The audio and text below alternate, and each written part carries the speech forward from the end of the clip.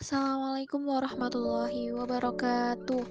Perkenalkan, kami dari kelompok 9 akan mepresentasikan tentang sejarah masa pemerintahan Khulafaur Rasyidin kedua, yaitu Umar bin Khattab. Yang beranggotakan yang pertama Alia Indah Rosmawarni, dan yang kedua saya sendiri Anissa Yuliana Dwi Astuti, yang ketiga Riyatun Aden Suhana, dan yang terakhir Nurbaiti Atik. Langsung saja, ini penjelasannya. Sejarah pemerintahan Islam pada masa Umar bin Khattab. Yang pertama, biografi. Umar bin Khattab merupakan putra dari Nufail al-Quraisy dari suku Bani Adi, salah satu kabilah suku Quraisy. Tidak ada yang tahu pasti kapan Umar bin Khattab dilahirkan. Ia dibesarkan layaknya anak-anak lainnya. Memasuki usia remaja, Umar menggembala unta ayahnya, Khattab bin Nufail, di pinggir kota Mekah. Selain bergulat, berkuda merupakan keahlian Umar lainnya. Secara fisik, tubuh Umar kekar, kulitnya putih kemarahan-marahan, dan kumisnya lebat. Proses pengangkatan dan gaya kepemimpinan Umar bin Khattab. Pada tahun 634 Masehi, ketika pasukan Muslim sedang bergerak menaklukkan Syam, Abu Bakar jatuh sakit. Ketika itulah Abu Bakar berpikir untuk menunjuk orang penggantinya. Pilihannya jatuh kepada Umar bin Khattab. Pandangannya yang jauh membuat Abu Bakar yakin bahwa Umarlah pemimpin yang tepat untuk menggantikannya. Namun demikian, sebelum menentukan orang yang akan menjadi penggantinya, Abu Bakar meminta penilaian dari para sahabatnya mengenai Umar bin Khattab. Ia bertanya kepada Abdurrahman bin Auf, Utsman bin Affan, Asid bin Hudair al-Ansari, Said bin Zaid, dan para sahabat lainnya dari kalangan kaum Muhajirin dan Ansor. Pada umumnya, para sahabat memuji dan menyanjung Umar. Setelah semua sepakat mengenai Umar, Khalifah Abu Bakar lantas memanggil Utsman. Kepada Utsmanlah Abu Bakar mendikte sebuah teks perintah yang menunjukkan Umar sebagai penggantinya. Kepemimpinan Khalifah Umar bin Khattab. Umar ibnu Khattab merupakan salah satu sosok pemimpin yang tegas, jujur, dan adil dalam Islam. Dalam mengambil keputusan, hukum Khalifah Umar bin Khattab sama dengan Abu Bakar.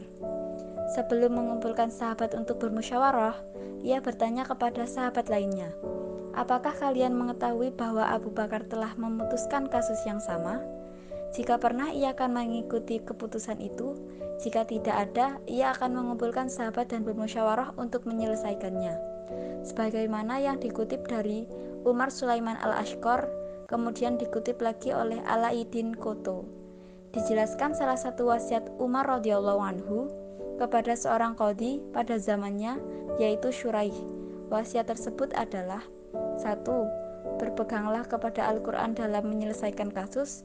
Yang kedua, apabila tidak ditemukan pada Al-Quran, hendaklah engkau berpegang kepada sunnah.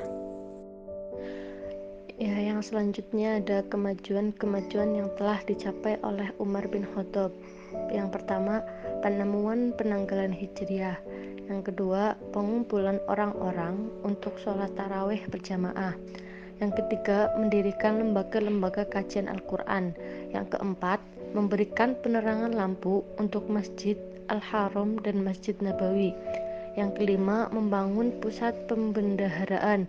Dan yang terakhir atau yang keenam, pembangunan infrastruktur. Penaklukan yang dilakukan Umar bin Khattab.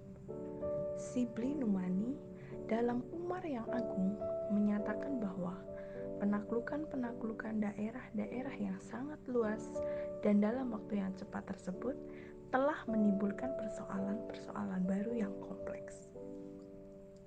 Daerah-daerah taklukan seperti Suriah, Irak, Iran, Mesir, dan Palestina adalah wilayah-wilayah yang sebelumnya sudah mempunyai kebudayaan dan peradaban yang tinggi.